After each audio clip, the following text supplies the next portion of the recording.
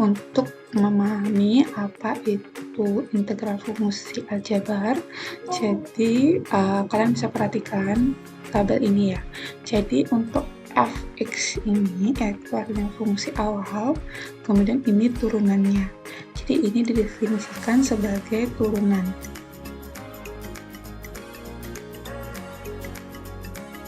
Oke, coba kalian perhatikan dengan pengetahuan yang sudah kalian pelajari sebelumnya. 3x pangkat min 2 ditambah 5 itu hasil turunannya adalah, oke, mungkin ada yang menjawab benar, ini hasilnya adalah min 6x pangkat min 3. Oke, ini untuk turunan 3x pangkat min 2, kemudian untuk positif 5 nya ini turunannya adalah 0.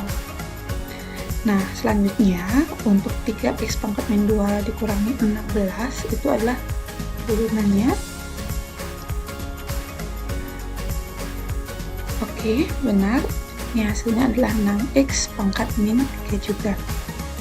Begitu juga dengan tabel ketiga, 3x pangkat min 2 ditambah dengan 1/17. Walaupun bentuknya pecahan, hasil turunannya juga sama, min 6x pangkat min 3. Oke, kalian bisa perhatikan fungsinya berbeda tapi mendapatkan turunan yang sama ya. Jadi ini turunan. Nah, apa itu integral fungsi? Jadi integral fungsi itu sendiri dapat didefinisikan sebagai anti turunan. Apa yang dimaksud dengan anti turunan? Jadi jika suatu fungsi fx itu diturunkan, itu menghasilkan fungsi fx dengan lambang yang berbeda ya. Jadi lambangnya dengan f kecil, jadi fx. Kemudian misalnya dari turunan ini kita akan mencari fungsi awalnya kembali. Nah, jika diketahui turunannya, diminta fungsi awalnya kembali, jadi itu definisikan sebagai anti turunan. Jadi kita akan memperoleh fx plus c. Kenapa plus c? Karena konstantanya kita tidak ketahui. Karena berapapun konstantanya sesuai dengan sifat turunan, turunannya adalah 0, kan begitu. Maka untuk anti turunannya kita misalkan konstantanya itu dengan c. Oke, untuk rumusnya sendiri, rumus dari integral fungsi, jadi didefinisikan sebagai berikut. Jika fx itu sama dengan ax pangkat n, maka integralnya adalah, ini dibaca lambang integral fx dx itu adalah a per n plus 1 x pangkat n plus 1 plus c. Jadi ada plus konstantanya di sini. C yang dimaksud di sini adalah konstanta ya. A-nya di sini adalah koefisien dari fungsi yang diketahui. N-nya adalah pangkat seperti biasa. Oke. Saya berikan contoh, misalnya integral x pangkat 4 dx. Berarti yang sebagai koefisien di sini adalah, oke, benar, 1 ya. Jadi koefisien 1 dengan n adalah 4. Kita substitusi ke rumus tadi, jadi kita peroleh 1/4 tambah 1 x pangkat 4 plus 1 plus c. Ini rumusnya mengikuti. Tinggal dihitung, diperoleh 1/5 x pangkat 5 plus c. Oke, caranya mengecek apakah integral kalian itu sudah benar atau tidak. Dari ini, kita coba turunkan 1/5 x pangkat 5. Berarti kan 1/5 dikali 5 x pangkat 5 min 1, kan pangkatnya dikurangi. Kalau turunan. Oke, ini habis. Hasilnya 1, sisa x pangkat 4. Oke, kembali ke ini soal. Jadi sudah benar berarti jawaban kalian. Oke, untuk contoh berikutnya itu ada integral x pangkat min 2 dx. Ini juga a-nya adalah 1 ya. Jadi a-nya 1 dengan pangkat negatif. Berarti kita peroleh dengan substitusi ke rumus, yaitu 1 dibagi dengan min 2 tambah 1, x pangkat min 2 plus 1 plus c. Jadi diperoleh hasilnya, ini min 1x itu kita bisa tulis dengan min x saja, pangkat min 1 plus c.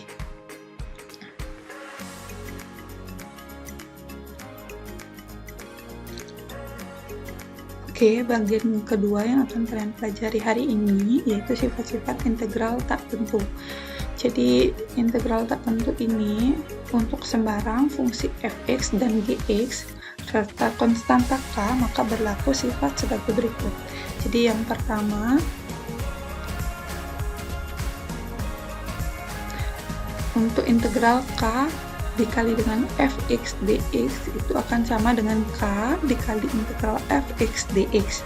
Jadi k-nya, suatu konstantanya itu kalian bisa pindahkan ke depan. Untuk yang kedua, integral fx plus gx dx itu akan berlaku integral fx dx plus integral gx dx. Jadi diparsialkan dia, dipisah integralnya. Oke, yang ketiga, integral fx dikurangi dengan integral gx dx, maka akan berlaku integral fx dx dikurangi dengan integral gx dx. Oke, bagaimana aplikasinya? Kita misalkan jelaskan dengan contoh. Oke, contoh soalnya, jadi yang pertama itu ada integral 4s kuadrat dibagi dengan akar x dx. Oke, jika kalian cermati, bentuk ini sebenarnya koefisiennya adalah 4/1. Jadi untuk yang pembilangnya itu 4, penyebutnya 1.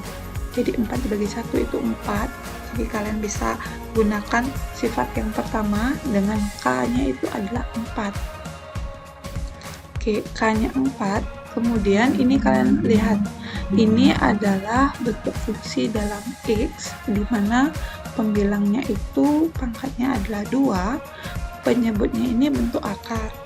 Nah, bentuk akar itu bisa diubah ke dalam bentuk pangkat. Kalian ingat-ingat kembali materi bentuk pangkat dan akar. Jadi, akar x itu bisa ditulis pangkat setengah.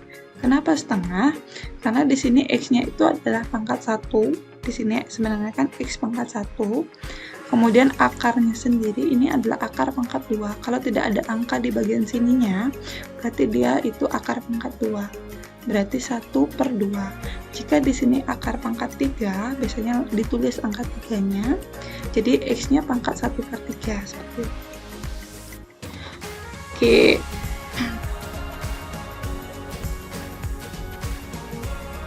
Maka kita peroleh integralnya seperti ini.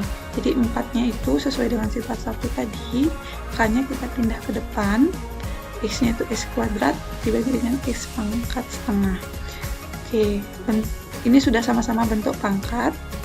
Kita operasikan karena dengan variabel yang sama pangkat operasi pembagian pangkatnya dikurang. Jadilah nanti kalian ketemu 4 dikali integral x pangkat 3/2. Dimana dapat 3/2? Ini ya, ini. Jadi ini kan 2/2 dikurangi setengah. 2 ini kalian ubah menjadi bentuk pecahan. Jadinya 4/2. 4 bagi 2 kan 2. Jadi nilainya sama, tapi kalian merubah bentuk menjadi pecahan agar penyebutnya sama-sama 2.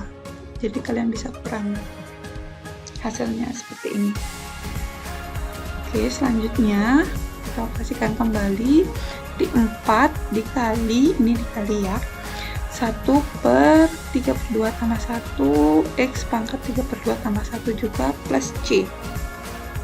Oke, dengan cara yang sama seperti ini tadi, satunya kalian ubah menjadi bentuk pecahan. Bentuk pecahannya adalah 2/2. Jadi 3/2 tambah 2/2 hasilnya adalah 5/2.